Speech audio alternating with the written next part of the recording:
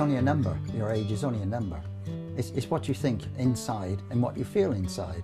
And I feel basically the same as you. Being old doesn't mean to say you can't enjoy your life, because you can. My life is happier now than it's ever been. I'm not old in here.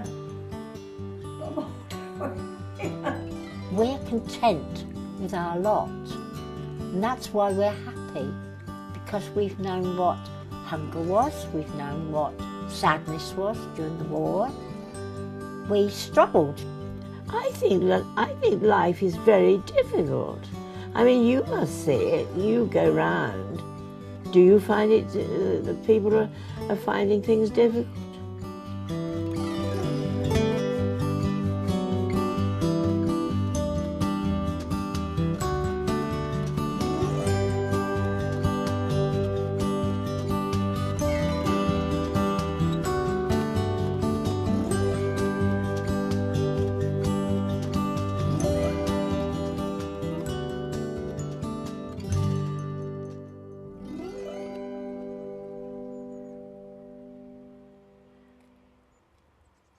Oh, I'm Gwendoline Hurd, Mrs. Gwendoline Hurd. I'm 87 years old. I've lived in Westbury 76 years. Not many people here at all. When I first moved to Westbury, not many people, not many houses. And we first came here with our families. We all went to school together, took our children, and go and perhaps have coffee in one another's houses, or we sat and had a chat for a long time. And that. But there's none of that done now. We don't get people talking to one another now, which I think is sad. Because, you know, that was part of our family life then. Church Street hasn't changed a lot at all, not in that way. You know, the Pinnacre's Finch has been there for years, and, you know, all those buildings have been there for years. It's only on the opposite side and different, where those new houses have been put, that's all been changed. But this actual road really hasn't changed at all. Swing bass next to the mill has been up there for years and years. And they still, of course, they do still swim in there now. The schools go there now. We did a lot of swimming there when we were young.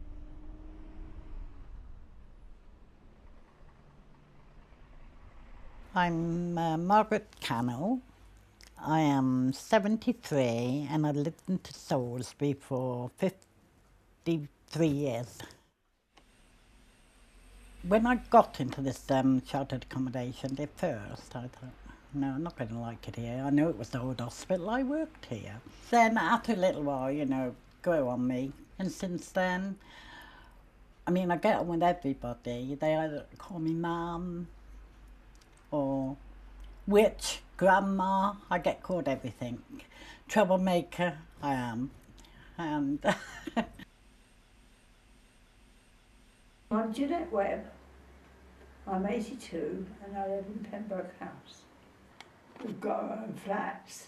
My carer's got her own key that she comes in with.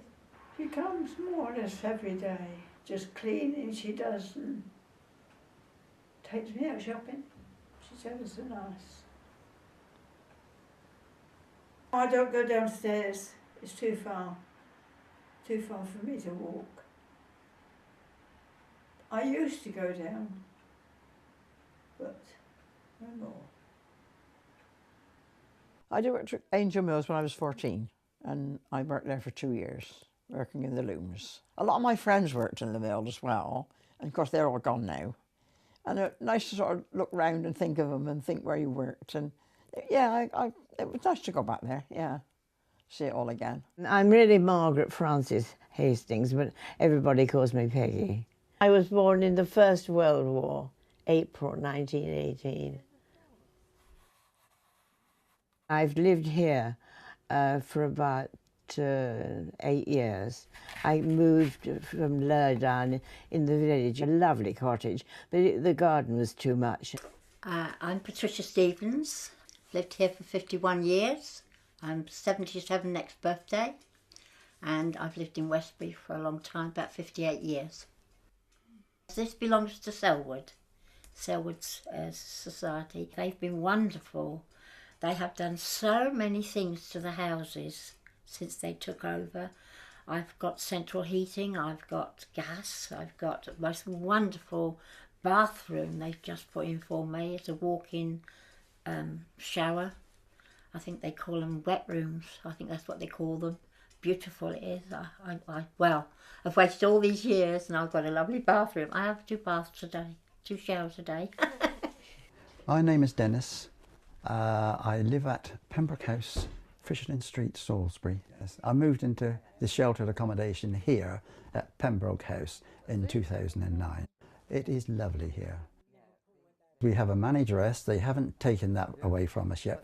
2 years ago, next March, Wiltshire Council, they tried to take her away, but we fought tooth and nail with the help of some of the local councillors, etc. And we got her a 2-year extension. So we've got another big fight coming up on our hands next March. And we shall fight tooth and nail, I can assure you, on that one.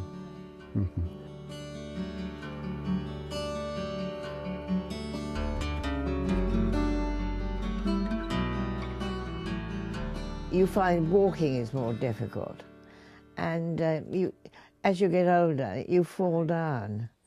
I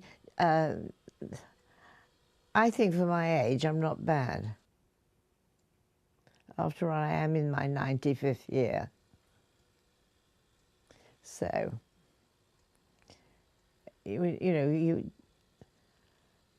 it's difficult, really. Old age is not very pleasant.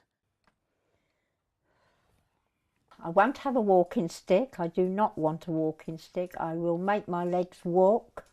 I do my exercises on the stairs. I do step-ups every morning. 1, 2, down. 1, 2, down. All the time. I do it for about 10 minutes, or as long as my legs will let me do it. And then 3 times a week I get on my exercise bike. I don't get very far, but I do. I get up to 5 miles an hour at the moment, which is quite fast for me. But yes, I do that, and I keep walking. I walk, I do not sit about much. I like to walk out to the bath, I walk around the town. Do not sit about too much. Even in the evening, I like to get up and go from one room to another just to keep my legs going.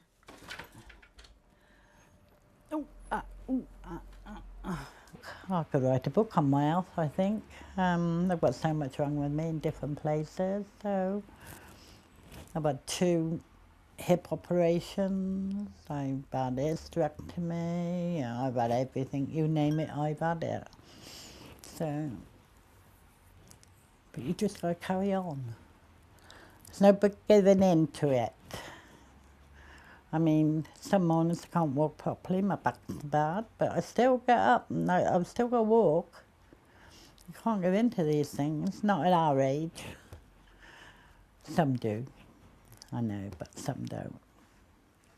Plus, I take 7 tablets in the morning and 8 tablets in the evening, plus 2 metformins for my diabetes with my injections. It's all right. You cope with it, you have to. Mind you, there's people in here worse than me, I think. Half a dozen of them, some of them are in bed and they can't get out, you know, or they have carers come in and we have nurses come in and that, you know. I'm not poorly like they are, you know. I mean, I've got all these things wrong with me, but I'm not like them. I can get out and I can do what I want to do, where they can't leave.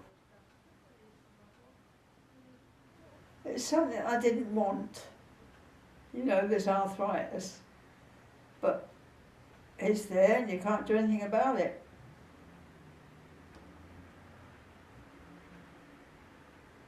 There's quite a few people with it, I think.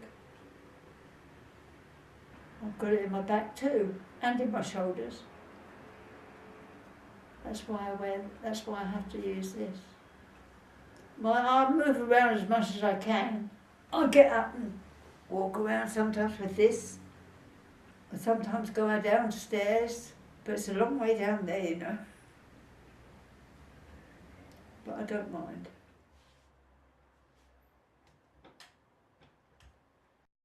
What would you do if your hands were like this? You wouldn't be able to do that, would you? I don't wish it on anybody. No, I can't straighten them. and I can't straighten them. That's why I wear these gloves. Keeps them warm.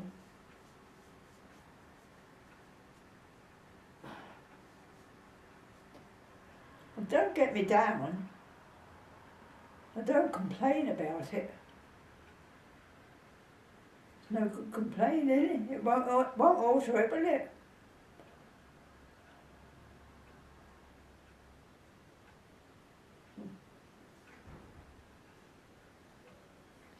I don't consider myself old, and I wouldn't want to consider myself that I must sit in my chair every night and just watch television, not go out at all. Oh no, the more you do, the better it is.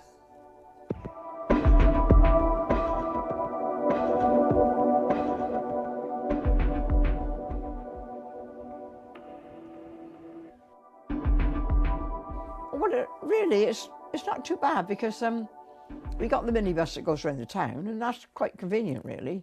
It's every hour here, but most places used to be every half hour. So we do get a decent amount, and we do get quite a few buses go to Trowbridge and Warminster from the high street, which is quite good. Oh, well, I've got my daughter, and they're all taxis. And we also, there's the yellow bus on a Thursday that picks people up and takes them to Devizes or to Westbury, which is marvellous. Well, the transport here I don't have to worry about. See, I'm 3 minutes from the shopping centre, say Sainsbury's. I'm 3 minutes from the marketplace, 4 minutes then, 5 minutes. Cathedral Close, you can't put transport in there, but the main public transport, I've got a feeling that to go up to Bemerton Heath on a Sunday after 7:30, you can't get a bus up there, which did amaze me when I found out about it, which was only recently. I've got a scooter. This goes everywhere with me because it's my feet. So I can go downstairs in the lift, I go along to the shed, and my scooter's in there. I get that out, and off I go shopping. So I go out a lot because I don't like staying in all the while. The transport is very good. It did take Albina, and myself 2 years phoning Frome Bus Company for a bus service up here. And they've put it on a trial run to see how it went after we asked them if they would do bus service up here. And ever since then we've had buses. The only thing is now, we've been cut down, and do you know our last bus up here, we got to go to bed very early up here, 1:45 in the afternoon is our last bus, because of all the buses going to the new centre. But we have been told if there is a bus standing outside Barclays Bank and it's empty, we can go and ask the driver to bring us home. So I might do that one day. Just say, I want to go home, can you take me home?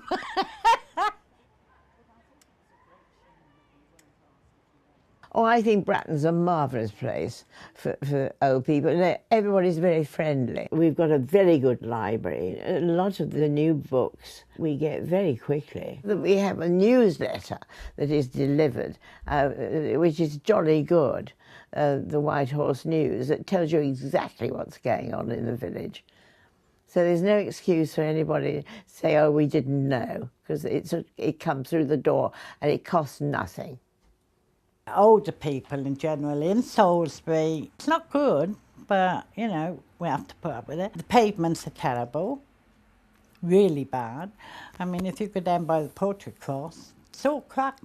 I've nearly come off my scooter around that way, so, you know, you've got to find a way to get round, which I can easily.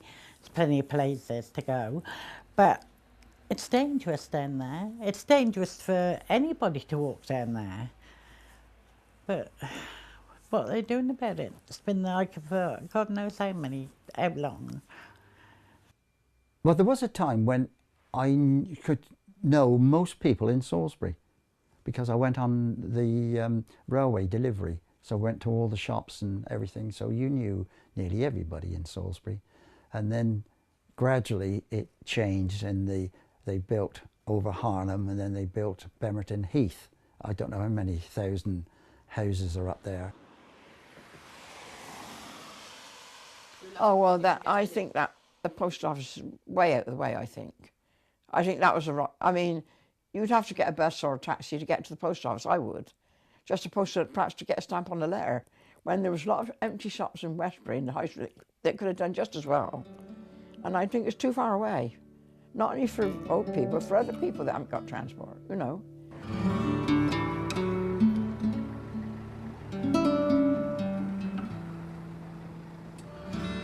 Westbury, I'm safe. I know Westbury, it's my home. I feel quite safe in Westbury. I go to the shops, I know everyone. I know everyone's name nearly. It's lovely. And they know me. Right, sausage, egg and chips, please. Yeah. Thank you. Is that one sausage? Yeah, thank you. And just one sausage, one egg and chips. Not too many chips. Yeah. Do you want some bread and butter? Yes, please. Yeah, bread and butter. I'll have a piece of yours then. Yeah, I'm a bit hungry. Yeah, that's right, darling. There was a time when I could go down in the city and you were quite confident and you weren't threatened. But you ask most people now and they would not come up through the marketplace, Silver Street and the bottom part of Fisherton Street anymore because of the the antics of the drunks, really. There's some young people that really are polite and they will help you and they're very good. And then you'll get others that, you know, they don't actually mock you, but you might as well not be there, you know, get out of the way sort of thing, you're old. I think the world's changed. Younger people now are so grown up. And I think they're grown up when they're in their teens. And I think it's because they don't have enough to do, or perhaps they haven't got a job. Life is very, very long for them. The days are long. And so they don't know what to do with themselves. Some of them are lovely and some of them were nearly sworn. Some of them are terrible. Yeah, they are. But you've got to be careful because if they know where we live, we've seen them throwing stones at cars and that, you know. I don't want to be afraid of anybody. I'm not afraid of anybody. But I think, you know, yeah, young people don't know how to treat old folks sometimes. I think it depends on the way they're brought up. The majority of them are quite good. You can't say they're all the same, it's impossible. Well, they're not. They're not. I was a teenager once, believe it or not. Probably a little rebel. Oh, I know I was a little rebel myself.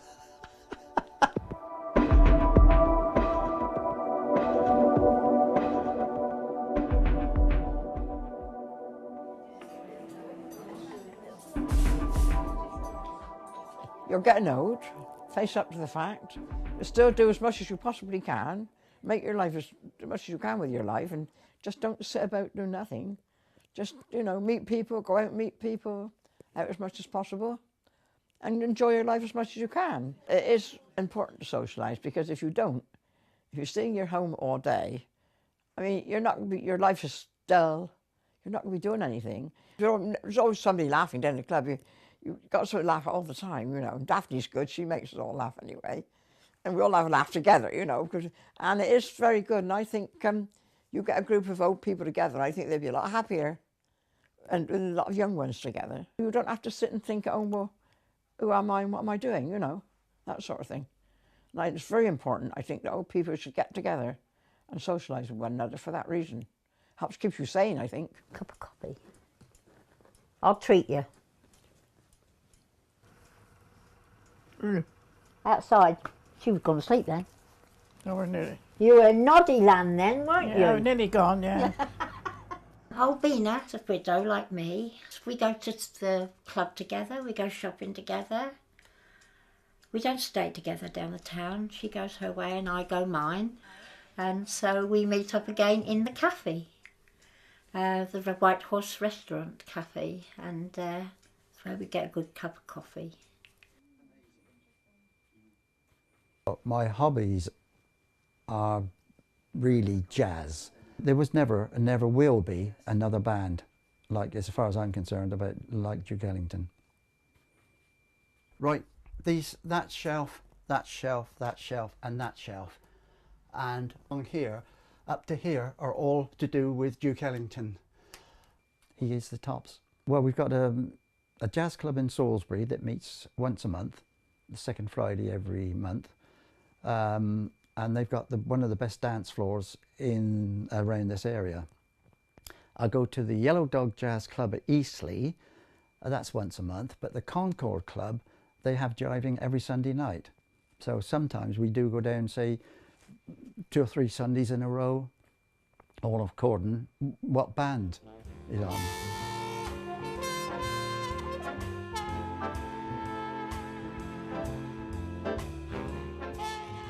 So I think it keeps me young.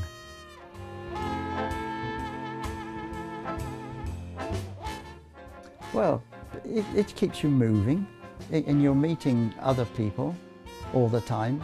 And if you don't go on the floor, somebody's going to nudge you on the shoulder and say, come on, get out there, quick. So you've got to get out. As you get older, it's sort of death is sort of somewhere around the corner, isn't it? You think, oh, something's happened, and oh, I must ring them up and tell them, and they aren't there. That's one of the worst things of getting older. Awful, and not very warm either. Yeah. The last 2 weeks, I've been to a funeral every Monday. I must say we had a very nice tea afterwards. For 2 whole years before he went into hospital and died, I was his carer. But I remembered my vows in sickness and in health. It's very hard, extremely hard, whereas you have 2 wages, you're down to 1. So you have to, how can I put this, you have to remember that you're 1 and you can't have other things. He had Alzheimer's for 6 years, over 6 years.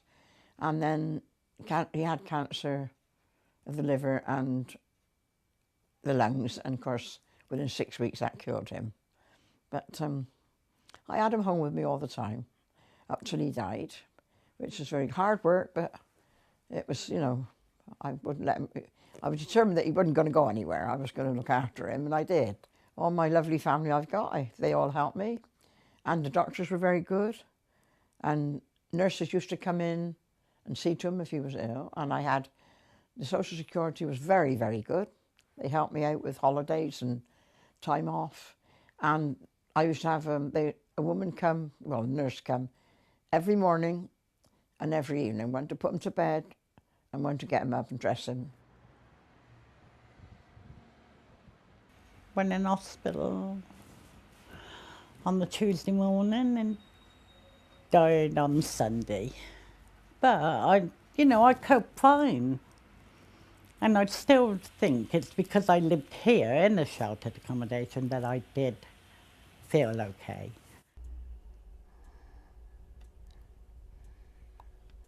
It's a lifetime, isn't it? I've just had a friend whose husband sort of didn't know her. And I thought it was dreadful. She said, he doesn't know it's me. Isn't that awful? You've lived with somebody all those years. I think that's dreadful.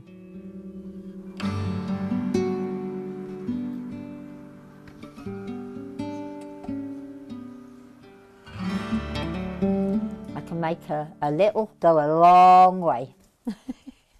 I do too. I can make a meal out of nothing. My son always says to me, how did you make this, Mum? I said, oh, you'd be surprised if I told you. Your wants get less as you get older, but on the other hand, they're different. I'll have the heating on anyway, but I am not too bad with it. Like everybody else, it's a lot of money. But then, if you want to keep warm, then you've got to pay it, haven't you?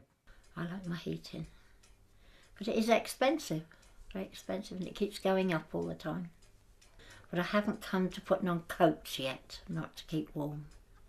But like many pensioners, you know, all of the pensioners in this land, doesn't matter where you are or where you live, you've got to pay, and somehow you manage it.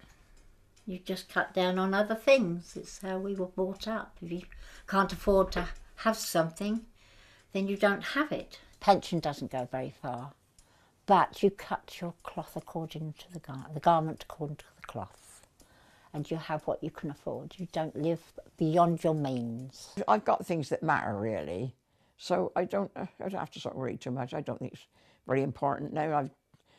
Don't need anything for the home, and got plenty of clothes, and I think and I'm all right with warmth. I can keep myself warm and feed myself. Well, I think that's all that's needed, really.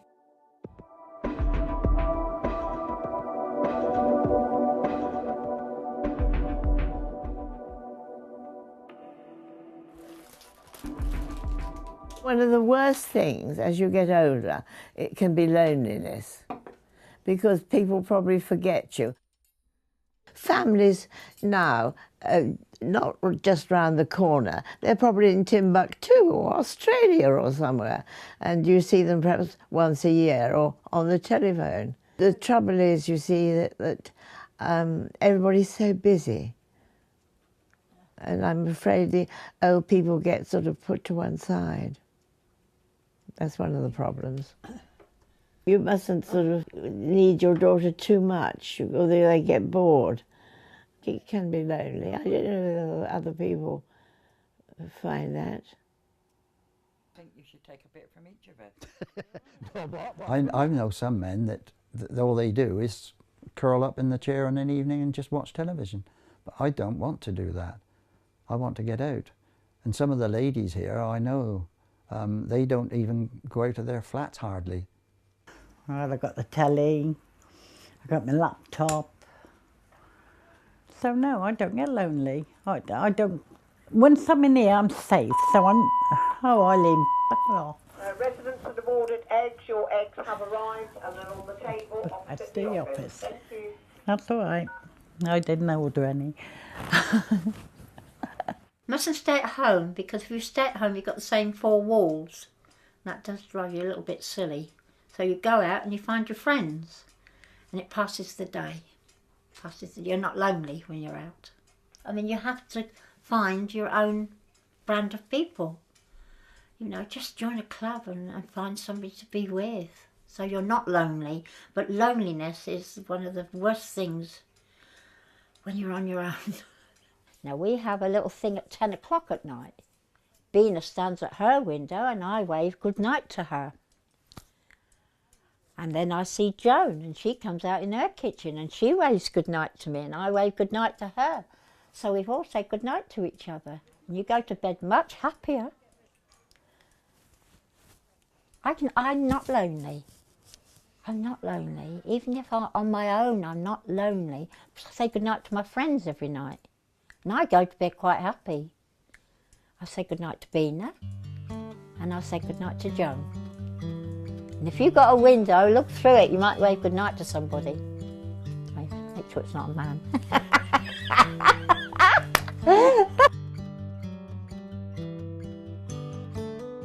It's really a question of age. You find it creeps on, and you find that, you know, things that you used to be able to do, you can't do.